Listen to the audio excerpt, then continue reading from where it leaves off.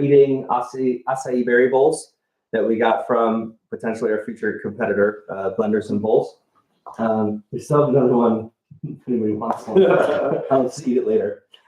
This is an Ask Me Anything, which means you can type in any question you want about what we're trying to do. If you either didn't get a chance to read the business plan, I hope you did, or if you have questions about the plan, have questions about it from a finance standpoint, which is setting up the company and getting the money, and then having all that be legal and compliant.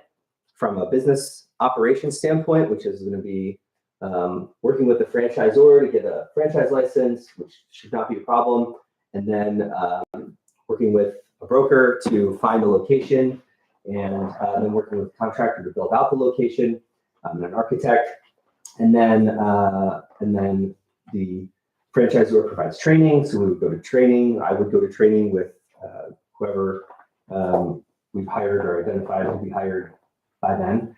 And then once the training is complete, we would do pre-launch activities, which is like advertising and marketing, local marketing, so that people know we're going to do an opening, and then we would open the store. There's obviously a lot more to it than that, but that's the high level stuff. While we're working on the first store, we're planning the second store, just like an NTC rotation. While you're doing the first battle, you're planning the second one, and then and so on. So we'll start with questions. I know a lot of people had questions about accredited versus unaccredited investors. That's a big issue. There are two SEC exemptions. There's the 506 exemption and there's a 504 exemption. I don't know if we're going to qualify for a 504 exemption. Let me just explain what's going on for those of you who haven't, again, followed so far. The SEC tries to prevent snake oil salesmen, in this case, right, from selling little old ladies snake oil plants. So they're trying to prevent Bernie Madoffs and all that other stuff, and pyramid schemes and all that. And so they say that if I'm raising money for you guys to invest in something that you're not going to be actively working at, okay, then that's an investment company. So I'm going to take your money, I'm going to do business operations with it, and then I'm going to try and provide you with a return. Because that's an investment thing, there are limitations. So you can, if you are an unaccredited investor or non-accredited investor, that means you make less than $200,000 a year as an individual or $300,000 joint for the last 2 years, or you have less than $1 million in assets individually or joint that you own. If you are in that bucket, then the government says you can't invest in certain things. And this is one of those things that you can invest in. There are ways around it. Around is the wrong term. There are ways to deal with it. I don't know the right term. Lawyers, right term? I don't know. But that's what it is, and it's designed to protect you. But that's the problem. You can invest in publicly traded companies because they have to disclose their information, and I will be disclosing information as well. I'll be filing in order to be compliant. I'll be letting the SEC know that I'm doing this. You'll be able to check that on the state registry and probably the federal one as well if I have to register or file with the federal government. I won't know that stuff until I meet with the lawyer on Monday. He would be able to tell me, and then I will be able to tell you guys. But the 506 exemption allows us, if we meet certain requirements, which we can probably do, it would allow us to have up to 35 non-accredited investors and an unlimited amount of accredited investors. So if that's the way we go, then what we would do is we would open it up to 35 people, and the class can decide if they want to do a lottery like we did with our cow loans. I won the lottery, by the way, and got the extra $1,000, or I got the whatever loan from Fort Sill National Bank. So we can do a lottery, or we could do it based on investment amount, which obviously would be preferable to me because I'm trying to raise enough capital to make sure that I can open enough stores. But at the same time, I think it's unfair to limit it, and so that is a concern. What do you guys think? By the way, I'm here with Chris Clegg, Chuck Thresher, Dave Wimberly, and Mark Weaver. Yeah, so I was thinking about that on the drive up, about the concern with that some of the folks, I read the thread specific to this challenge and some of the folks' responses to that, valid responses, served 20 years in the military and I'm retiring and I'm not financially responsible enough to be involved. Is there a restriction or is there ways or are there ways around it for future rounds of investment to allow folks in that maybe don't meet the criteria on the initial investment? Yeah, so if you become an accredited investor, let's say you retire and you get a good job and you become an accredited investor, when we do our next liquidity event, which is the next time we either issue shares or the board says, hey, you guys can trade your shares, sell it to classmates or whatever, then yeah, non-accredited investors or accredited investors at that time could come in. I think the real question is, at what point can we become an investment vehicle where non-accredited investor classmates can participate? Right. And I don't know the answer to that question, quite frankly. I also don't know, like, there's a rule that says that if you work at the company, if you're a company officer or a director on the board of directors, then you can, whether you're accredited or not, you're officially an accredited investor. So that might be a way to get another accredited investor in or non-accredited investor in, is to see, if our classmates are interested in management positions in the company, to have them come in and then they can invest as they come in. But again, you're talking about one or two spots. You're not talking about, you're not talking about opening it up for 80 people. Yeah, is there no vehicle then for classmates who don't meet that requirement? I know there's a couple of questions that just popped up, but that don't meet that requirement to consolidate and invest together. Yeah, so George Woods, who's been really helpful on this, by the way. Thanks so much, George, for your advice over the last couple of days. He said one idea is that an individual like John forms a limited liability company called Thresher Savings LLC. Now that LLC can then own shares in the primary LLC. I think that works. Or if we're doing, maybe own shares. Yeah, that's fine. Yeah, so that's interesting. Or if the LLC, George, I don't know, if the LLC that John creates, if it doesn't have enough assets or income, does that matter? Because it's an LLC instead of an individual. I'm trying to look at the picture or the questions. Oh, yeah. I can pop. I should put them on that. You can actually. There's a way to pop out the questions and have you just look at them, but I can read them. So Al Kennard says, is there a way to pool funds under an already accredited investor? That's a great question. I don't know the answer to that, but I'll take it to the lawyer. One idea, George said that, okay, likes that a lot. Al says, also, assuming an individual qualifies, what's the process to get certified as accredited?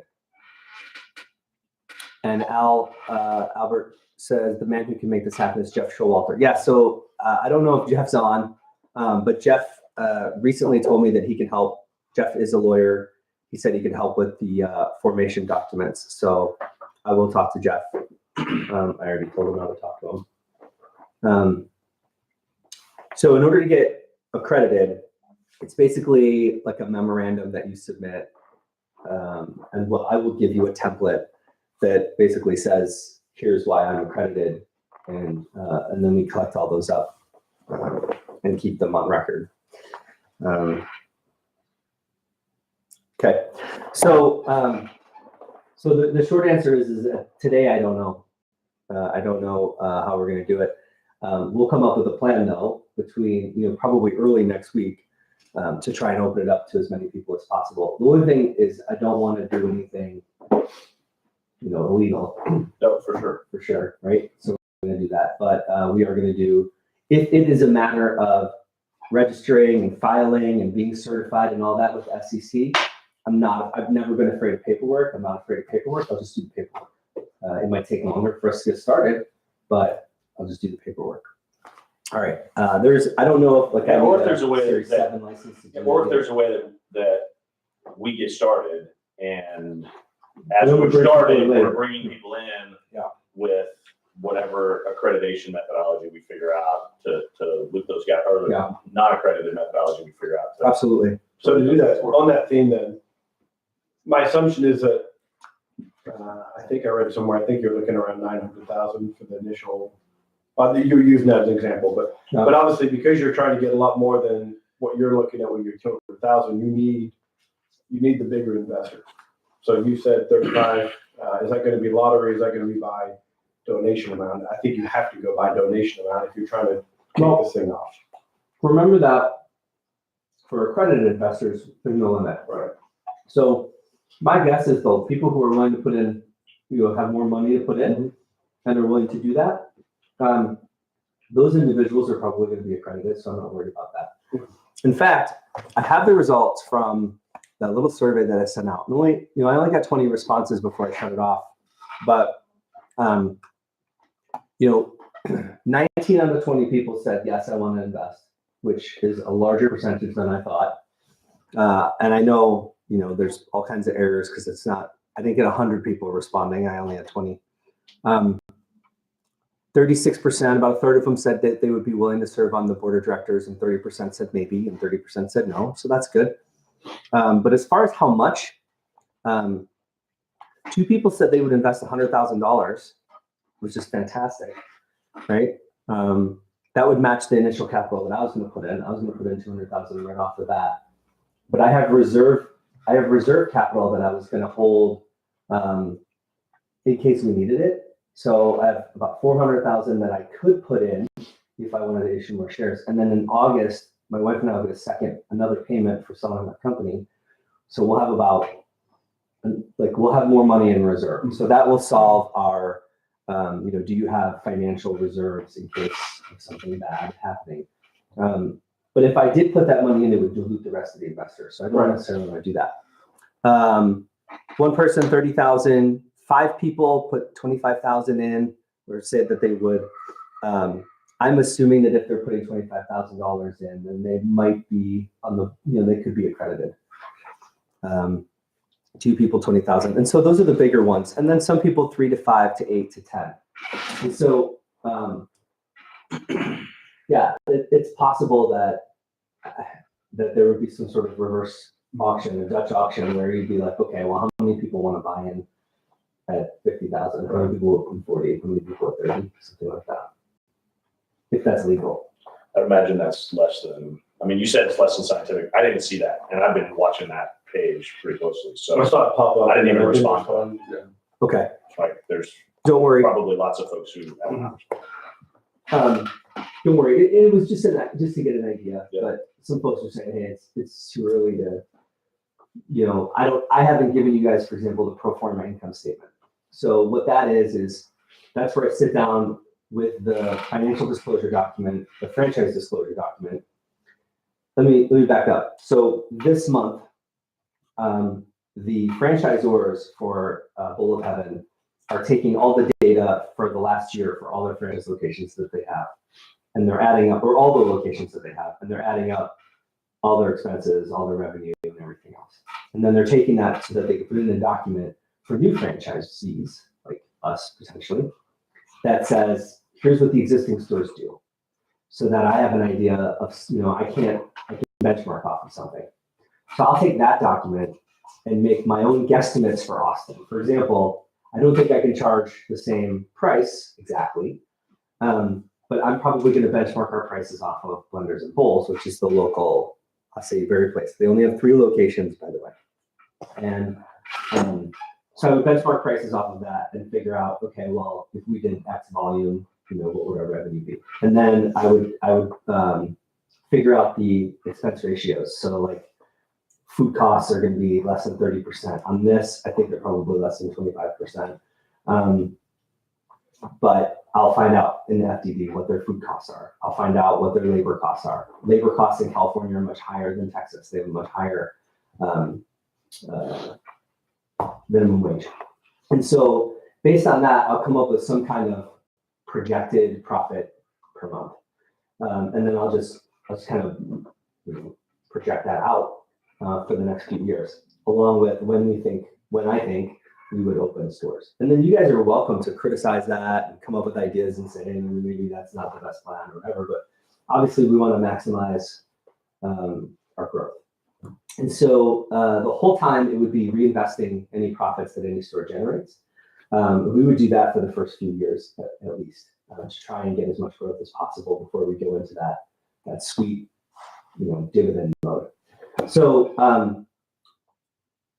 that pro forma income statement is something that you will have to see as part of the disclosure that I would have to give you before you make an investment decision, along with every other possible piece of paper that I can give you. I don't want to swamp you and drown you in paperwork, but I want to make sure that you have full visibility on everything. Okay, is there any information to dig into how the competitor's doing?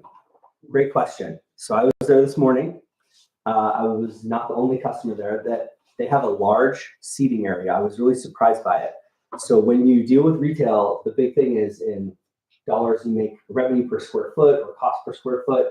They have a lot of space. Now it's Texas, so I'm used to California stores, and they're all like, you have to park on the roof. Literally, if you go to like Best Buy or Target, you park on the roof because the real estate is so expensive. But there they had a relatively big store. It looked like it was about 6,000 square feet. It was big. They had 3 people working, and they did say that, me buying 7 bowls this morning, that was a big order. That's probably their biggest single order of the day as far as how many bowls people buy, although I bought all the smalls. They're 12-ounce bowls, even they're probably larger than 12 ounces. They were very delicious. And they have a large bowl, 16 ounces as well. They have smoothies and stuff.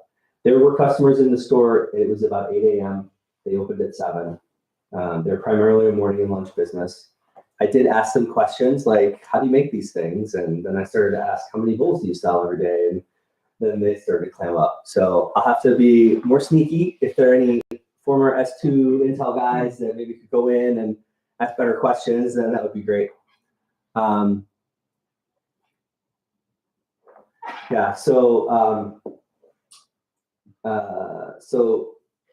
they have 3 locations. They've had 3 locations for a while. I don't know if they have any plans to expand. They are a sole proprietorship, so they're owned by this woman named Kara. I only know that because it was her birthday not too long ago, and they tweeted about it.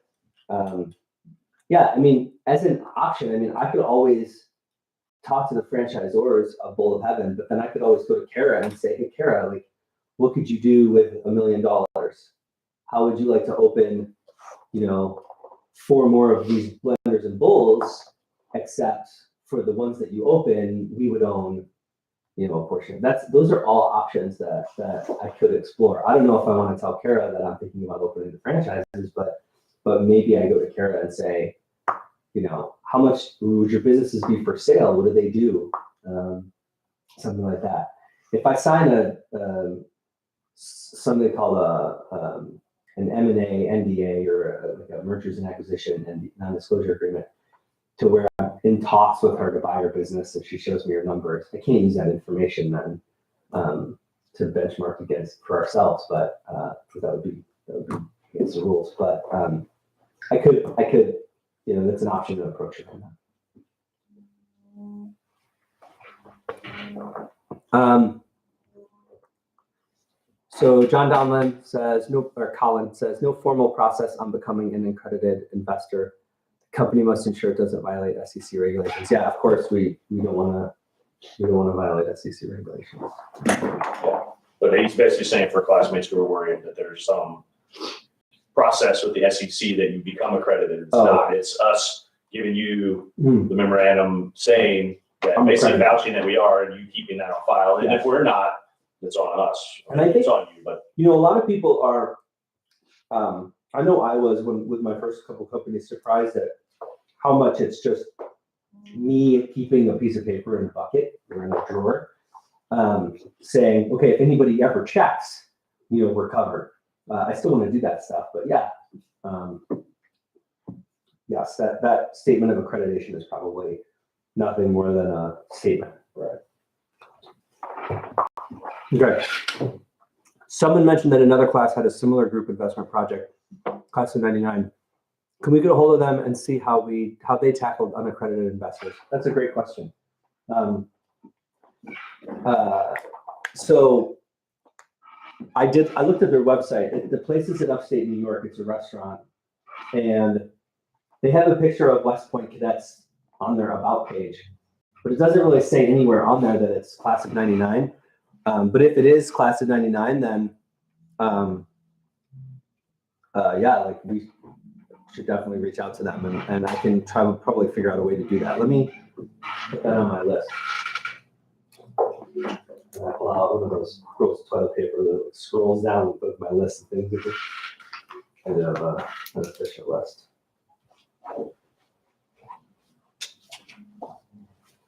So we would be open to, I'm just trying to think of ways of people investing who don't meet the accredited investor. Mm-hmm. Would we be open to like institutional investing if we had classmates who are CFAs or have licenses that we could invest with them, that they could turn around and invest in the company? That's a great question. I don't know. The question was if there are CFAs in the company, certified financial advisors or Series 7, whatever they are, could they create an investment vehicle whereby our classmates invest with them and then they take the money and invest in our company? That's a great question. And that we'll have to figure it out.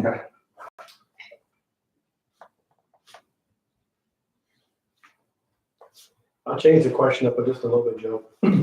Okay, and there's some questions stacking up here today. We're gonna have to answer. So you're also looking at money, and then another theme that was kind of coming out through the questions and in the facts is how can we also be a part of it? Yeah. And so I think it was Brad that you were answering questions to, or somebody that you were talking about. Basically, we probably have to hire some talent first, but the ultimate goal is incorporating classmates, incorporating veterans and stuff like that. Right. You want to talk about that just a little bit? Yeah.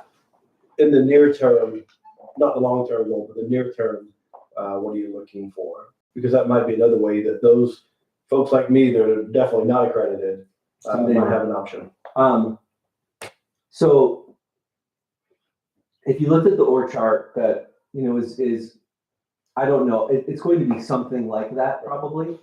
This idea that we have independent limited liability companies that are units, and those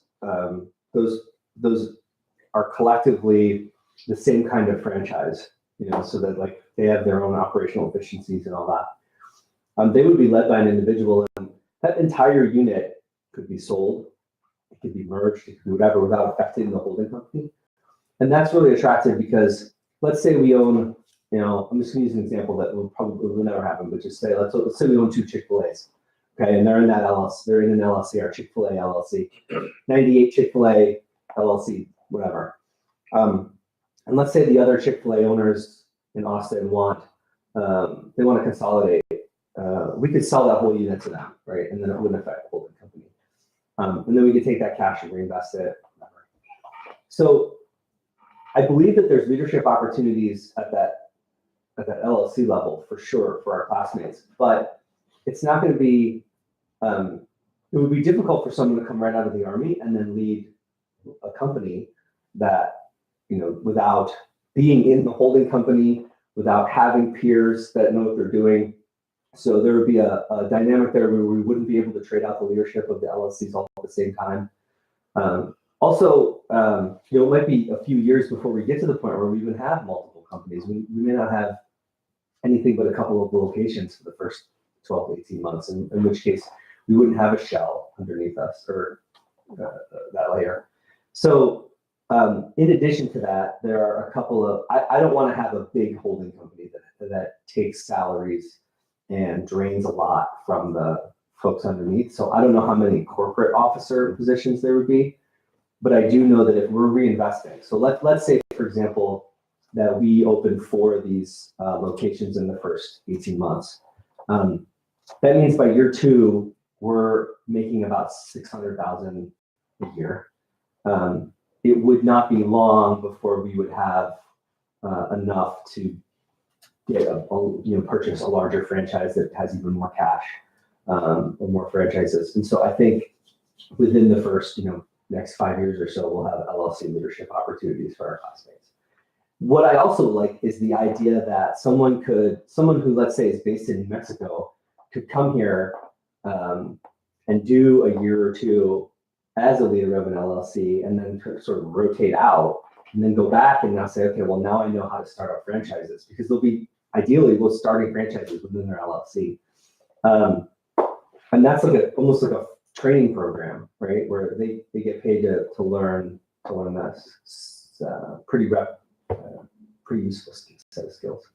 So none of that's really fleshed out, but it's the general idea. And I think it's not bad. All right, we have a ton of questions. Let me get to one here. Yeah, so George Wiz's comment is, look, we have to do this the right way in terms of accredited versus unaccredited, because if we do lose money, then the unaccredited investors can come back to the company and say, you're in big trouble. Given the considerations of a consumer economy, has there been any thoughts on needed diligence simply around macro timing for franchises, given the economy may cool? I would say no, and maybe there should be. The economy may cool, that's true. And I don't know if this is the right time. I know that I have looked at the projections for Austin over the next few years, and Austin is projected to slightly slow its growth, but it's still going to grow. The growth rate is still there. Have you guys looked at Austin projections? I know, Dave, you own a franchise here. So maybe you could talk to the class about what it's like owning a franchise here. Tell them about the business you own and why you bought it, and are you experiencing growth? Sure. We started a home services business about 2 years ago, 2 years in April, doing predominantly exterior type window cleaning, pressure washing, gutter cleaning kind of stuff. I do Christmas light installation as well. Good to know. Right. And we started about 2 years ago, and we cover predominantly West Austin. So you could theoretically be home based.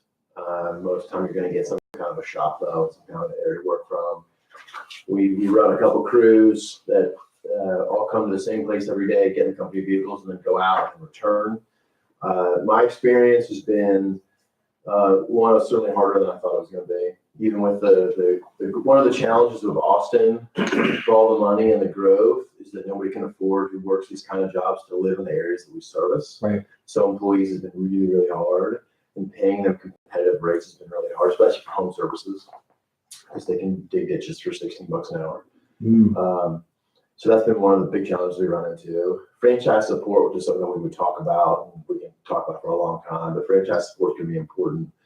You will have access to the other franchisees. So, we want to talk to them about their experiences and what they've, what it's been, what kind of support they've gotten. But I don't know. There certainly is a timing element for us. We're a little bit seasonal. Springtime and fall is good. Like right now, we're really slow. What do I think about Austin? I don't. Too many damn Californians are coming in, so it's not going. So it's not. I don't see it slowing down anytime soon. There's still expansive growth. Everything's still pushing north, and I think three of the fastest growing cities are suburbs of Austin. It's like Georgetown and New Braunfels and whatever, kind of all that area there. So there's still a lot of people coming here. Yeah, and I can share from being in the healthcare industry and understanding healthcare benefits for individual companies around Texas, specifically, as the economy ebbs and flows, like oil and gas and their crash in Houston was extraordinarily impacted. Austin continued to grow. San Antonio continued to grow. So, Midland and Odessa and those kind of areas take hits in those kind of, in that kind of an environment. But for some reason, Austin just keeps plugging away. Well, it's got a bit more of a diverse economy. I don't think there's one industry That's that it what relies upon, Yeah. but it still has a really excellent quality of life. I mean, that's why people move here. Yeah. Especially now that remote work is more popular, people can choose to live where they want. Yeah, and that's what I did. Okay. So yeah, I think we do need to consider that, but I'm not saying we're recession proof in Austin. I'm just saying that we are, it is the city that is, most migrated to. And I don't think that that's going to change. Even if the pie gets smaller, we still have a really big piece of the pie in terms of people coming in. Okay. One suggestion would be to give the top X non-accredited investors priority and auction the other opportunities off. Yeah, we'll take that, Joe, and try and figure that out. Like I said, if we can get around the non-accredited issue altogether, it would be best. But if we have to deal with it, we'll figure out the most fair way. We're on this accredited, non-accredited thing a lot. I don't foresee, we get up to 35 non-accredited. That's true. I mean, it's a good number. And if we set some minimum, I don't know, where is the minimum? I mean, if you got $20, you can get in, but it's 5,000. I think that number starts to shrink a little bit. Yeah. Just because. I was going to think that the minimum would be around 10. I Because don't know. Plus, also, are we opening this up? How are we communicating this to other 98ers that maybe aren't on Facebook or aren't active that didn't get the memo? Yeah. Do we care? I'll tell you from a 98 fund perspective, if you look at our Usman 98 group and you look at the 98 fund Facebook and stuff, we've effectively only reached out to half the class. Yeah. And for the last couple of years, we have been trying to figure out what's going on. 98 fund aside, like how come the Usman 98 Facebook group literally only has access to half the class? Where are 400 people at in such a digitally connected society? So that one is challenging. This week I found out that John Mahalka is in Alabama, so that's a big deal because no one's been able to find him for like 20 years. But John, you can't hide forever, but I'm gonna find you. But yeah, there are some classmates who don't want to be contacted for whatever reason, PTSD from Reorg Week, I don't know. But there are a lot of classmates we still need to reach out to. Maybe, I think Sammy owns the class distro list. Maybe I just ask Sammy to do one email. Is that right? He has access. Through AOG. I think Ray Fields is the one that's trying to do our 20-year fundraising. I get emails from him. But again, there are many classmates that haven't even updated. We don't even register the AOG. Yeah. It's only So- as people want to be connected. Yeah, I guess love the it. question is that not, I mean, Yeah, I mean, it's It's not like gonna the stop point me. is, you said 400, so it's 400, chop that number in half of people that are really interested in something like this. Now we're at best 200. Yeah. Chop that around. I'd be surprised if we have 100 unaccredited investors that want a piece. If we set some minimum above, $4,000, $5,000, $6,000. Yeah. I think you're right. So that'll become clearer as we get a little closer. We still have a couple of months, but I think you're right. Is your vision to hire 98 and veteran only for those key leadership positions, or just looking at 98 only for investors? So definitely 98 for investors. For the key leadership positions, I think that it's sort of like right of first refusal, like we look in the class first, and then we open it up after that. Ultimately, we have a fiduciary responsibility to make sure that the investors get paid. And so I think that it's more important to have an effective working company and take care of everyone's investment than necessarily to leave a position open because we can't fill it because there's we're missing a classmate who can fill that role. yeah, and my one question that keeps kind of rattling around in my head, reference that specific point. I mean, we're kind of like family, and family businesses are hard. That's a good point. When you bring other family members in, you setting yourself in the leadership position as a CEO, having had a really difficult conversation with your COO, who's a 98 guy, Yeah. who's a good friend of yours. I mean, we need to really think that through and be okay with that from a maturity standpoint, because family businesses are hard. Yeah, I wonder, Nick has started a company and works with a ton of peers, and I wonder if he's got advice on that or if he's had to deal with any situations, because you're right, I mean, you don't have to fire a classmate. That Right. sucks. Yeah. But I'll do it. Okay. Good luck.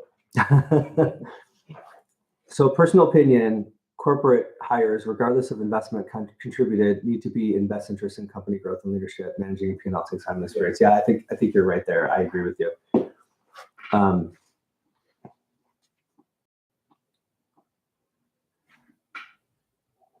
George Woods agrees 10K is a good minimum number.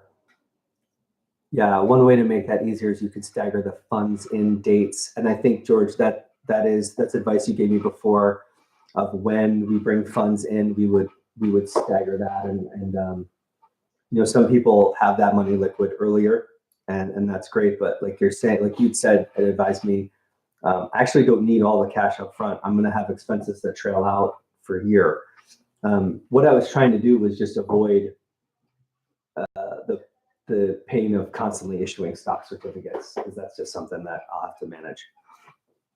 There is software that helps you manage that, and I'll probably do that.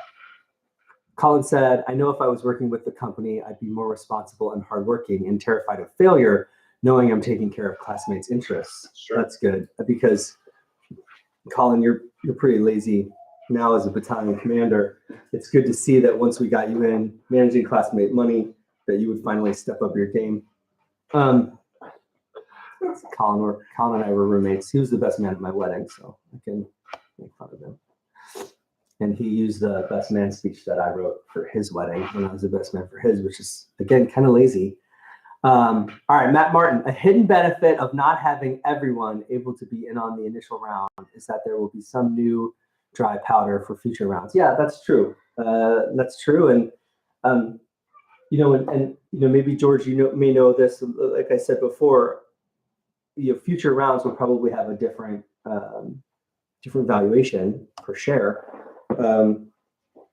And that my guess is that it's set by the board unless I have the company evaluated, have a, whatever it's called, 199, I can't remember the name of it, but have the company valued.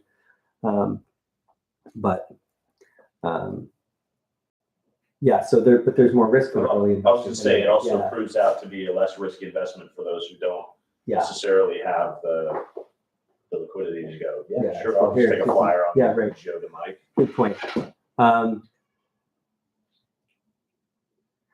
So Brian says, you mentioned that Austin is generally growing. How do we determine if there is room for us as competitors in the Austin Acai Bowl market? Will that info be available to us before committing funds? Yeah, so basically, one thing that's got to be done is some kind of more detailed competitive analysis. Right now, Blenders and Bowls is probably the most well-known acai variable place in Austin. There are a couple other. Jamba Juice is in it. Yeah, Jamba Juices are. I'm just saying. I know that's a they big are company. really. You don't get this at Jamba Juice. Okay. I've had the acai bowl at Jamba Juice. It tastes like shit, but it really does. I don't think like. So it was my first acai anything. Was it good? Yeah, I enjoyed Yes, it was good. However, there are a couple of food trucks that do it that have not franchised out. There's obviously a lot more detail to go into. Yeah. You were going to say something? I was just saying, that's the thing. It's not just Blenders and Bowls. It's the competition is any fast casual, healthy-ish. Yes. So Juice Land, Daily Juice, Smoothie King, every single one of those, Right. I would deem in the box. And so I think that would be where, from a due diligence perspective, we could spend a lot of time on. That said, I mean, there's plenty of people cleaning windows before I started too. So one, part of it is just penetrating the market and then being better for however reason. And then secondly is educating. It's your first ever acai bowl. So maybe now it's going to become a regular thing for you. It's magic. Maybe not. But, there's also the opportunity to expand that way and educate people about the value of what this can do. Yeah. And grow the actual the market I itself. think the key is going to be location, right? And putting these next to the gyms, the bar methods, the core power yogas, the power Pilates, the et cetera, the spin cycles, getting it so that we can open next to those locations is going to be absolutely key. Yeah. Because you're going to get foot traffic that's your exact target demographic.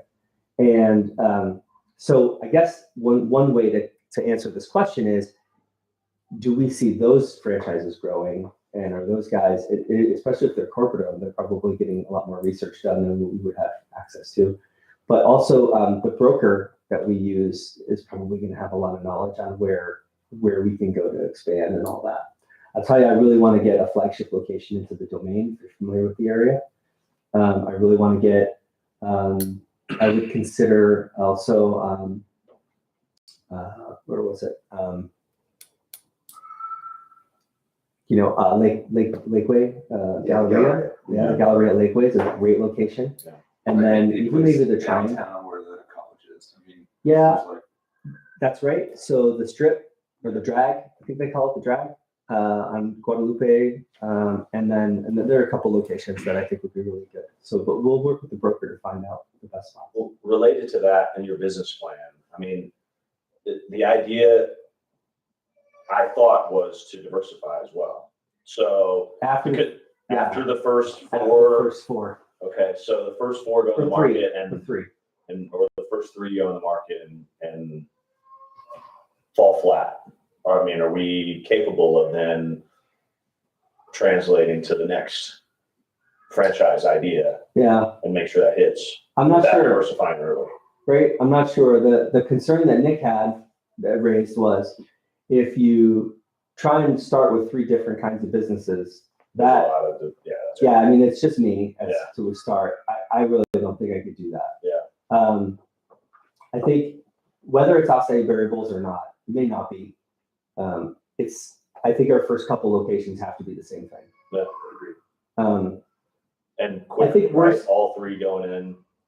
I mean, it reduces your risk a little bit if you have multiple locations because, one location might fail. Right. But all three locations failing is just a less probable event. It's not impossible, but it's just less probable. And that's why I was thinking it's safer, because I was going to do this myself and I was just going to open one. And then I was going to wait 6 months and I was going to open a second one. Yeah. And then next year I was going to try and get a third and a fourth one open. I was just going to open one every 6 months if I could. That was me pushing myself. But then I thought, well, this is a safer method, but also this is a like, I just didn't want to do it alone. I thought it would be nicer to do it with. But I think for what we're trying to accomplish, it makes more sense to buy those regional rights the franchisor would offer. Yeah. And then you can open up multiple locations within that same holding company. Yeah. And have that the regional rights, whether it's whatever. Yeah, that area franchise license. That area franchise. So Bowl of Heaven is willing to give me the area without an area franchise license. Like, in other words, I don't have to pay $100,000 for franchise license for this area. They're willing to give it to me for the same franchise fees that they would normally offer. They've been trying to get into Austin, but they haven't found the right franchisor. And they finally think they found the right guy to bring them into Austin. And so they're really happy. So they're really happy. They're very pleased. And so they're gonna,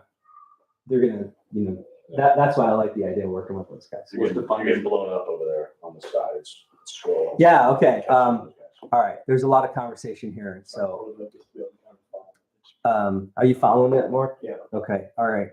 Generally, as you read through it, you'll see generally folks are just talking about there's a lot of opportunities and probably the theme is probably can't come to Austin, but opportunities to expand this later on.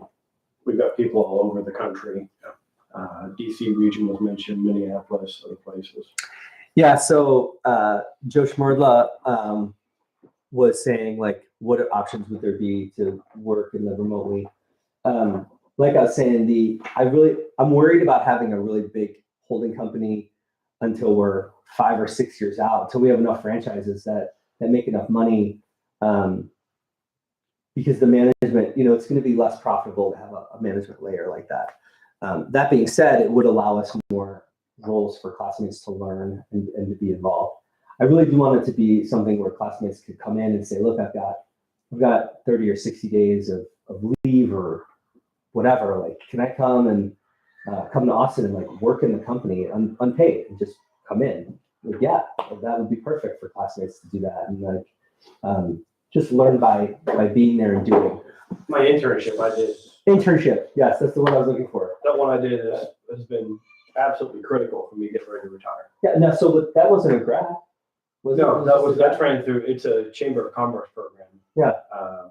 That I got into, but that it made a world of difference going from, I've been playing Army for 26 years, and how am I gonna jump out to the private sector? Right. And now after a 3-month internship and part-time work with them, I'm excited about a Yeah. couple weeks from now. We don't call it the private sector. No, we don't call it the private sector. Get away from Army, non-Army. All right. Later rounds, less risk, different valuation, totally fair as long as we're upfront. Yeah, absolutely. And the valuation method is going to be, one that's commonly used. Yep, Shane Sims agreed. And Shane and I talked on the phone. Have we considered using something like Kickstarter, or is it not possible to restrict that? I cannot restrict it.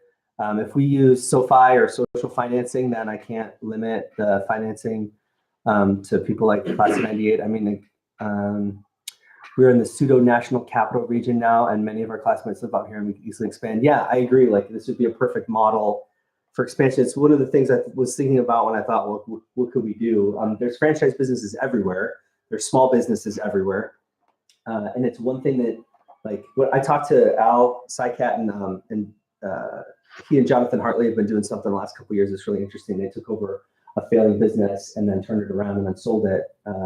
Took years to do that, but that business was involved in like embroidery and custom sewing and things, which is never something they thought they would get into. But it was from a family friend that they got into that.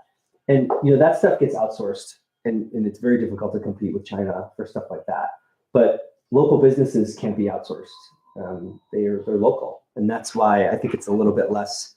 I think it's more China proof, which it's something we have to think about. You're welcome. Brian says it's a great idea. Thanks for getting the class involved. Cool. Okay.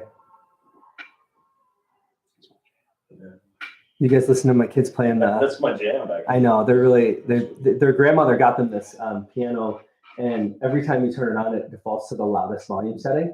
And I'm pretty sure that my mother-in-law did that on purpose. You're gonna get drums next. Because she's an That's asshole. what we do for our kids. I'm just kidding. My mother-in-law's super Yeah, she's on this webcast too. Okay. Yeah. So Al says, I think diversifying with recession-proof franchises in round 2 as soon as possible to balance everything out may be a bigger concern versus failing across the board in round 1. Okay. I'll tell you that that's a decision that's going to be made by the board. It's not. There's decisions that will be made by me up front because we don't have a board yet. I would like to do that with as much class input as possible because I'm a huge believer in crowdsourcing ideas, and crowdsourcing decision making. You make better decisions. I already have avoided mistakes just by having input from our class.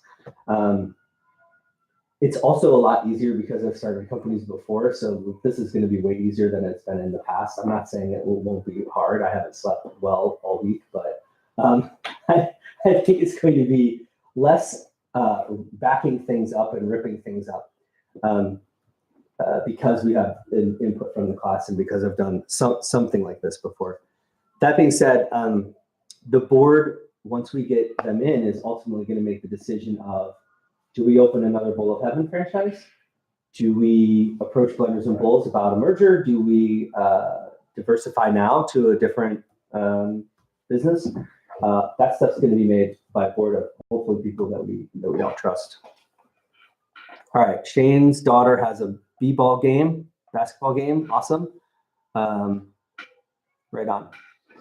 So let's get your last questions in, folks. If you have a chance, I wanted to wrap this up by 11 here, just because I know that people are going to be watching this later on, and if you have an hour-long video, if it's over an hour, they're like, I'm not going to watch this. So timing, where are you at on timing now? I know that there's been some. Yeah. So. I probably, I owe you guys a timeline. It's still something where I think if I get the paperwork filed to form the corporation next week, the corporation will be formed within about a month. It's going to be Delaware C Corp to start off because they're defining as business laws and all that. So once that's done, during that month, it's going to be the competitive analysis, the pro forma income statement, all that information is going to be prepared. So we're talking around mid-February before, around the time where I would get accreditation letters and start taking them in. Early to mid-February, I would ask for that. I would send out a template and say, here's an accreditation letter, start taking that in.